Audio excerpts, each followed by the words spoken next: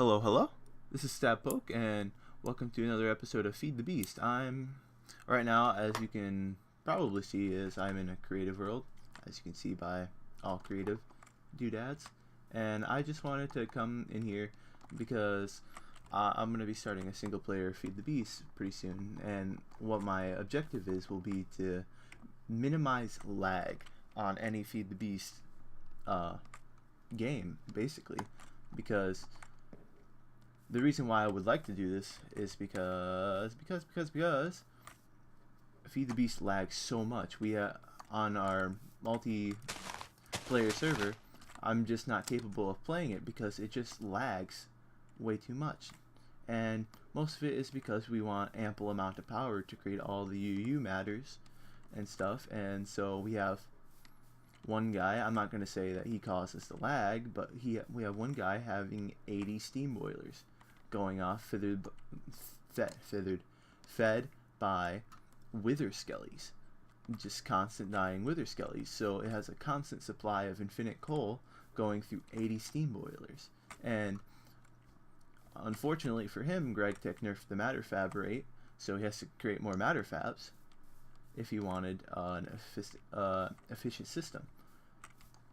But things like that, maybe for one person it's not going to cause lag, but for many people, like on a server, just one person with 80 steam boilers could cause the lag. I don't know if it does cause the lag, but it could. So what he did was have one of these, then he used the power converter mods to turn steam, Railcraft steam, into IC2 EU and fed straight into the matter fab. It is a really good idea, but I don't know how it fares with lag. So I'm just going to go through all the ways to receive power, and I don't know if any of these necessarily cause lag, but I would like to figure out which one I can make to be the most compact for the amount of resources I use, and basically things like that. So this is just early game stuff, and eventually you would want like late game fusion reactor and stuff and things like that, and there is a way to make that lag free as well, but I don't, unfortunately, as you can see, there isn't a lot of fusion reactors around here because I don't know anything about fusion reactors. I just know about the early game stuff. So I'm just going to run through all these powers, and I would like to see which would be ideal for early game. So let's just go down the list. We have the windmill here for EU. This is the EU side. So the windmill, and the best way to get the most power out of it is above Y150, which I read on the wiki, but unfortunately it gets only 1.5 EU per tick if it's not raining, and this is like maximum, and 2.5 EU per tick if it is raining. Definitely not ideal for how much this costs now. I'm just going to look this up, and I'm not going to look them all up, because if I do that, we're going to waste a lot of time, and you could just look it up. So GregTech now requires an assembly machine to be used to create it, so unfortunately it's just not worth it. What would be really cool if any mod author would do this would be like a multi-block windmill. Probably, I don't know, it could be like this, and then having, I don't know if this is red power or not, but having like the windmill thing come out. That would be a really cool thing. Don't know how that would work, but again, really cool for EU if we were considering to use EU again. So after that is the water mill. Again, completely useless when it comes to other things. So it gets 1 EU per tick with a bucket of water in it, or 2 EU per tick if you use a water cell, I think. Yep, 2 EU per tick. Or you can do it like this, and I didn't do this, I don't think I did this exactly correct. Okay, this side is correct, and this side is not. But you want to do a 3x3 of water around this. I mean, a 3x3 of water, and then this smack dab in the middle, then the wire coming out. But sadly, the maximum amount is a quarter EU per tick. Not ideal at all. Next up, we're getting into the better stuff, which would be a regular generator maxing out at a 10 EU per tick. And this is surprisingly one of the better EU machines. And this is like first tier. You have to get this before you can even get these two. Makes no sense. But 10 EU per tick. I would suggest nerfing this and make these better. My opinion, I don't really think it matters. So, but I don't think it matters that much, but it's just my opinion. It's pretty solid. So, next up is the geothermal generator, which is quite an easy step up. And for the lava, you have under geothermal generator, which is, I can't move that, 20k EU at 20 EU per tick. So you get 20,000 EU. That's a pretty solid amount for one bucket of lava. Let's see.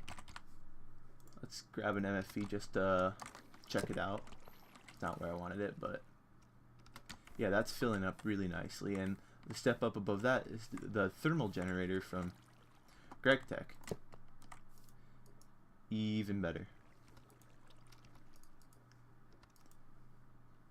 Gets 24 EU per tick, and you get even more for the amount of lava. Under thermal generator, you get 30k EU. So yeah. Next, I would consider low to extreme tier would be the nuclear reactor. And you'd be like, what, Stab? That makes no sense. Hear me out. You can use one uranium cell and get like 5 EU per tick. I'm not going to go into nuclear reactors because that's like a whole separate episode all in itself. But you can use like one just to get 5 EU per tick. And it can be 100% safe, and you can auto put in one uranium cell after it gets used up. Simple. Or you can do 20k EU per tick, such as the Direwolf video where he created a nuclear reactor, which I later copied in the Feed the Beast multiplayer, which I never really recorded. But I kind of copied it, but I did my own design where I got less, but I didn't waste any uranium cells. So I got like 1920, I'm going to say. It could be a little off, but that much EU per tick. And that was getting fed pretty much straight into the matter fab. Again, it's just insane amount, but you have to dump so much uranium and copper into it. It's almost not worth it, considering you have advanced or compact solars. Advanced solars is even more OP-ness, because all you have to do is make the same thing like 64 times. No, I want to say 64 times, but it's not that. Yeah, you only have to make this thing 512 times, and you get this thing. With the advanced solars, I think I'm getting them right, Miles. Correct. With the advanced solars, little bit harder because you have recipes that Greg keeps getting blamed for, but it's not necessarily Greg at all. You have to have an iridium for one of these. You have to have so much you even have to have UU before you can get an advanced solar, which is really game balancing. But after you get the UU, you can just make infinite amounts of these and just keep adding on, and nothing ever changes, which is kind of really boring. So another early game is a semi-fluid generator. I have right in here lithium cells, which isn't necessarily early game, but on the sign it says creosote dump, because you get so much creosote oil in the early game, and you just don't want to use rails or whatever. Rails is not necessarily ideal. Steve's cart, as cool as it is, it's just not ideal compared to Sengir's forestry stuff, which get you like better saplings if you're going the biofuel route, and sometimes it's even quicker on getting the wood, and it's a lot smaller. So this is an early game creosote dump if you're using coke or coal or whatever. Yeah, coke ovens. If you're using these to get the coal, which is really, I would say, almost OP, because you just dump it in there and you don't have to fuel it. You just fuel it. It just gets turned into 4 times better just by waiting around. And it even makes extra creosote that you can just dump into here and feed an MFE, I guess. On the multiplayer world, in the Nexus, I basically ran everything off of this, which is kind of silly because I could just use the coke itself, but I ran a lot of the IC2 stuff because I had so much creosote, and I was still avoiding a lot of the creosote. Ultimately, I did run the stuff off of the coal and the coke that I got from the Wither Skelly shard. So yeah, let's keep on moving. Got the diesel generator, not good. Just, I would say this is garbage compared to everything else offered, so yeah, forget you. Biogenerator. It's good early game, but it's just not good compared to everything else offered, because you can turn it into, you get, for the machine, if you didn't have power crystals, power converters, I think it's power crystals, right? If you didn't have the power converters mod, it wouldn't, this would be very useful, because I found myself with so much biofuel after I made a biofuel farm. I had that quantum tank nearly full, and I haven't been running, not nearly full, like a quarter full. I'll say a quarter full. I haven't checked in a long time. Like a quarter full was just biofuel, and it's just I could just turn it into EU and send it on its merry way into a matter fad. And this would be the simplest way of doing so. Then again, I could use this and one of the combustion engines with the biofuel and get so much more, or even one of these with the biofuel and get so much more EU protect than this thing offers. Magic energy converter. Pretty self-explanatory. You dump in your extra, I would say, fire and V shards would be the worth ones. You get EU out of it. Useful if you have a lot and you've been mining for a while and you just dump it in there, forget about it. More useful for the dull shards it produces. Endgame, not really useful. Magic energy absorber. I don't know how this works with books, but I couldn't get it enchanted books, so let's try efficiency 5 and maybe this. Oh, that worked. Wow.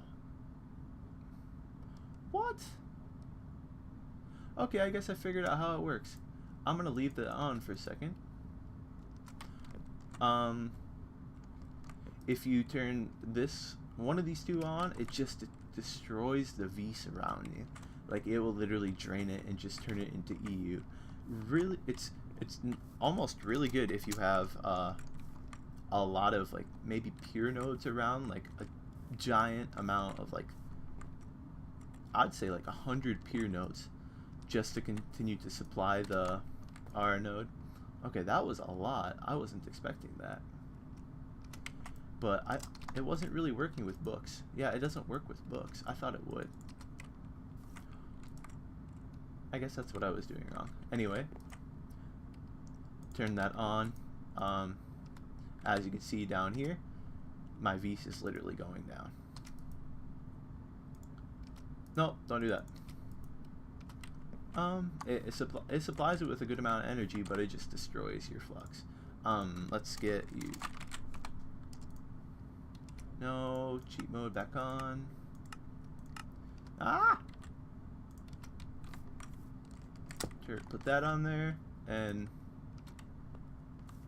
where is it? The wiki it says that it destroys your flux, and right down here you can see the flux is moving. So I don't know. It seems to be good, but it requires a few iridium plates to do. Next up is the lightning rod, which is pretty endgame. You have to use like I want to say 4 iridium plates to get this thing, and this goes up way higher up, like all the way to the sky. And this only works if it's thundering. Yeah, that's pretty much self-explanatory. You have to put high voltage transformers. It's not an efficient way of getting power by any means at all. And last but not least is the steam turbine, which produces EU with the steam that you get from steam boilers, or even that kind of steam, which I'll get to pretty shortly. But you have to supply it with turbine rotors, and that's where the trouble happens. Let's check this out. Recipe mode, turbine motor. I have to do turbine disc, turbine blade. You just dump loads and loads of steel into it. Could be good. I think the wiki says it's 100 MJ, no, 100 EU per tick. Pretty decent. Next off we have all these engines, and all these are from a lot of these are from different types, different mods that add in MJ. So we got the 2 from Buildcraft. Oh, now I have to find it. Fuel. And do I have water? No, I don't. I could be going faster. There it is. Wow. Good job, Stab. You're an idiot. Put that in there and that one in there. Okay, so redstone engine, not useful in the long run. It's only really useful if you're using just one wooden pipe, and that's just enough to take one item out at a time, and that's about it. Stirling engine, 1 MJ per tick. It takes half a stack of items out of like a chest with a wooden transport pipe. Pretty good early game. Really good early game. Combustion engine, again, really good early game, because you find like a random oil spout in there, you put it into the refinery, give it some MJ probably from the Stirling engine, dun, you get fuel, and this thing lasts forever on fuel. 6 MJ per tick when you're using fuel. It goes down. Biofuel will be 5 MJ, but in the 1.5 patch it will be ethanol, which will give it 4 MJ per tick, but the maximum amount is pretty decent. Biofuel. This, I think it goes up to 40k EU. No, yeah, I think it goes up to 40k. No, not 40k ticks. I want to say 5k ticks at 4 MJ per tick. That's what I want to say. I could be wrong, but right now it's pretty good. Changing it will, I believe it's better changing it. Next is blue electric, comes from red power into Buildcraft, Minecraft Jewels. Again, the maximum amount this can take is however many solar panels you want to put on this thing. Keep in mind, if they're in unloaded chunks, they're pretty much useless. I don't know how far these work, and I don't necessarily use them because it requires quite a bit of I want to say silver. No, quite a bit of nickelite, like a lot of nickelite. You think Nicolite is useless? Yeah, put it onto here and you will find out how much use you get out of it. it's really expensive to get more MJ, but I guess using one engine might make it better. Biogas engine, really good early game, like definitely really good early game, but I always like switching to combustion engines just because that extra 1 MJ, well, the biofuel to biomass rate is a lot better. Even going through the refinery, you get a tad more biofuel, so that's why I like using combustion engines. And besides, combustion engines are pretty cheaper compared to the biogas. Right now, biogas requires a little bit of bronze, but sadly, GregTech is even nerfing bronze. Well, he already did it. 1 bronze per all that, or you can use the alloy smelter. So I guess that's better, I suppose. Curse you, GregTech. The peat fired engine is next, and peat's kind of gimmicky because you only get 1 or 2 MJ per tick. It's really good early game, don't get me wrong, but even with the bituminous peat, I think that's how you pronounce it, it's not that good even early game. Yeah. Next is electrical engine. Maximum is 14 MJ per tick, and this is with all the overclockers and stuff. Heat vents, you literally have to put heat vents in here. Like, I think overclocked would work. Cheat mode, gimme. Yep, I'm pretty sure that goes there. No fuel. Oh, it needs to be turned on, and then you put like your circuit.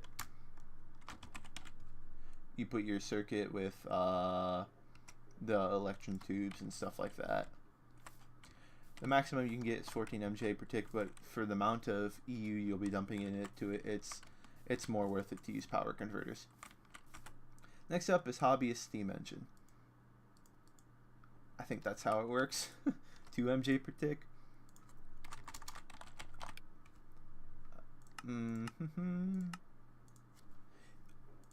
It's pretty good for using gold nuggets. That is pretty good for 2 MJ per tick.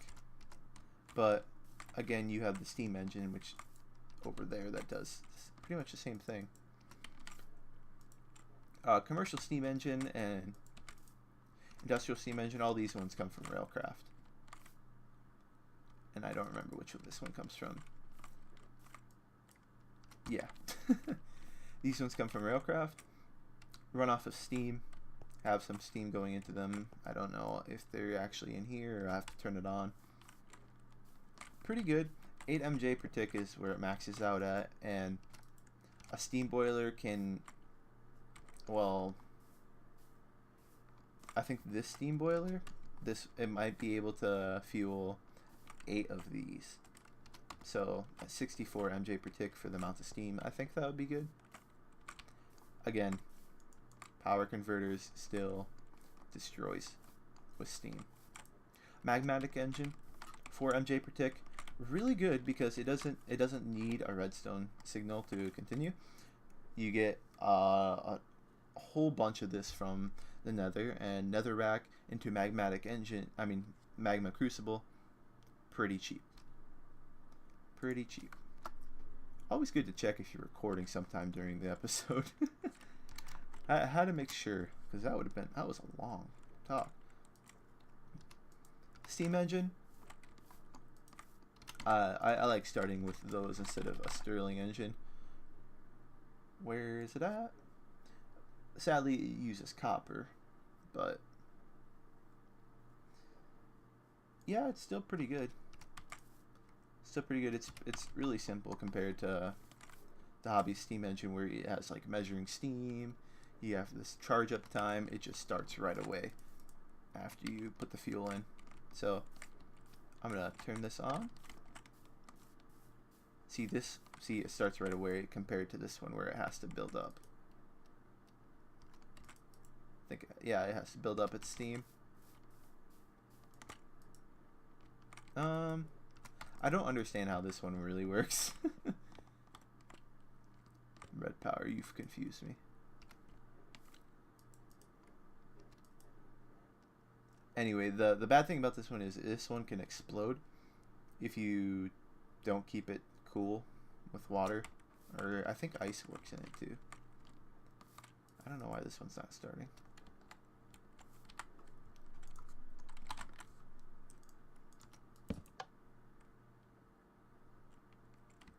It might not even work on redstone energy cells.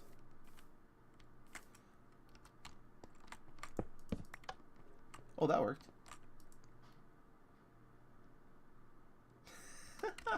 That's a lot.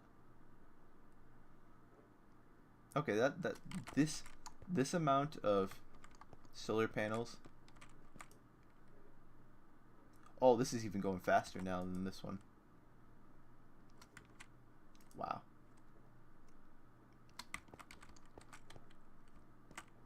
Just wow, I didn't know how fast this one really went. Interesting. That might actually be worth it. But yeah, the magmatic engines are really good early game, and so are these. When you can just dump your coal into this one, or pump out the nether for this. I don't know how much this can get out of this. Anyway, we're gonna move right on into factorization. This is the old solar turbine. You can't make these anymore, but this is the old way of how you would do it. You would use these mirrors, put them around it, put water underneath, connect it straight up to whatever needs factorization charge, and get the power. You'd be a-okay. And that doesn't work anymore. What is used now is solar boilers. Same type of setup, but you have to put liquid ducts on it, or the other Buildcraft pipe that nobody ever uses anymore because liquid ducts is much better. Surrounded by the mirrors, but for each one of these you can stack it, and it all shares the same water, but when you stack them and do this, you can stack the mirrors as well, and it works somehow. It doesn't make sense with the mirrors being like this, but it works. And then the steam goes into another factorization block called a steam turbine, which is reminiscent of that one over there, and gives the factorization charge just like this one used to. I think it even goes faster than this one. Yeah, I'd say so. And this steam can also be used with railcraft stuff, so you can dump it straight into one of these engines or into a power converter. Last off, we have steam, which is from railcraft. These are the steam engines that you can basically make for it. You got the little tiny dinky one that does relatively nothing. And it just goes bigger and bigger, but let's do some.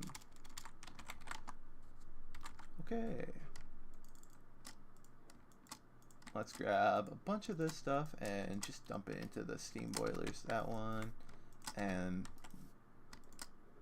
okay, let's not. Oh, that one's a liquid one. And it just eats through this stuff just to charge up. But once it gets to full charge, it will be able to produce a lot of steam. The best thing about this one is it gets so much EU or MJ just by using the power crystals mod. Do that, get an energy bridge, and Buildcraft, or no, we want IC2. Let's just do Buildcraft producer actually.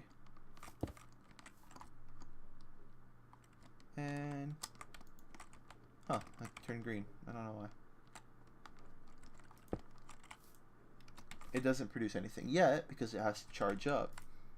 But it produces a whole bunch just by having it constantly ran, which is a good thing.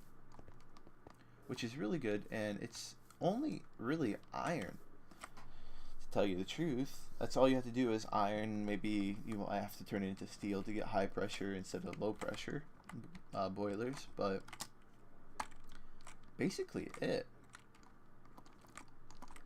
And this is all I would really say for what I would consider power in this game in Feed the Beast. All the pretty much the producing powers for pulverizers or whatever you need. And the most powerful ones, I wouldn't even you wouldn't have guessed it at first, but truly it's the steam boilers. If you can keep these things completely full, you can pull off the amount of an ultimate hybrid solar panel really early game. Yeah, nobody would have guessed it, but you truly do. And it's not like you need like a stack of iridium. A stack of iridium +1 plus a whole bunch of UU matter to make one of these. You just need a lot of iron to make one of these. And you just need to constantly keep it fed with coal, which you can get infinitely from a wither skelly farm, or a infinite amount of blaze rods, which you can get from a soul shard stuff. You use the soul shard mod with this, or you can even use forestry to get like a multi-farm, getting wood in here. Even Steve carts would work to get like charcoal in here and stuff like that. And this thing can crank out so much. It was cranking out almost a constant 512 EU per tick. Just one of these things. The cool thing is these are multi-blocks. Oh, excuse me. Hiccup burps. They're nasty. The cool thing about multi-blocks is that they are multi-blocks. Like, these all work in conjunction with one another. Just being next to each other and everything like that. And it's a lot cooler to have multi-block structures, because you're normally in Minecraft you're confined to put, okay, I gotta put that there, now I have to get a wire or whatever. But you have to put things, you have to put your fuel in here, you have to put water in here somehow. Why has it not used any water? Strange. And you have to put the water in here somehow, and then you have to get the energy out. But you have multiple ways of getting all the stuff in and out of this machine, and which is why I like the steam boilers a lot more than just this, because you just plunk it down and you're done. But you also have to think about how you're going to get power, and this is why I also like nuclear reactors. You get 2k EU per tick, 2000 EU per tick, and you could plunk it down and you get an automated system that you might have to come in and repair every once in a while, but you get a steady 2k EU per tick. Really cool. Really efficiently. So this is probably going to be all for this episode, because I'm going to be starting a single player up again. I haven't really done it in a while, because I'm a horrible person. Oh, this is low voltage, and I didn't know you could do that like that. I thought that would explode. Most IC2 stuff does. This has been a pretty long episode, and this is just explaining some basic powers. I didn't even get into fusion reactors, and I didn't even effectively cover nuclear reactors. I don't know how fusion reactors work yet anyway. So, yeah, I guess that's going to be it for today. I'm going to start on a single player. I got to find a good seed, because the last seed, I didn't really like it. And I didn't really know what I was going to do. So I want to find like a hilly place, a bunch of rivers. I think would be appealing to me. So, yeah. Hope you enjoyed. I hope you learned something from this episode. I hope I didn't ramble too much. Hope I made it understand. I hope I made you understand, or helped you pick out something that you would want. With Applied Energetics, one of the coolest mods ever invented in the world. You can use both EU and MJ, which you can effectively get from this mod, whatever this is, power converters. So that's what I'm thinking about doing. Maybe making a steam boiler, then doing this setup here into the Applied Energetics machine. Then I really want to automate everything, and that's one of my favorite parts about Feed the Beast is automation. You have so many things to automate, and regular Minecraft automation is fun too. Ooh. Regular automation is fun too, but you can't 100% automate everything, which is kind of sad to me, because I really like automation. I like to just one day, hey, let's go build, and have creative flight. Well, you have creative menu without creative flight, because the parkour stuff is pretty fun too. So yeah, I guess that will be it for this episode, and yeah,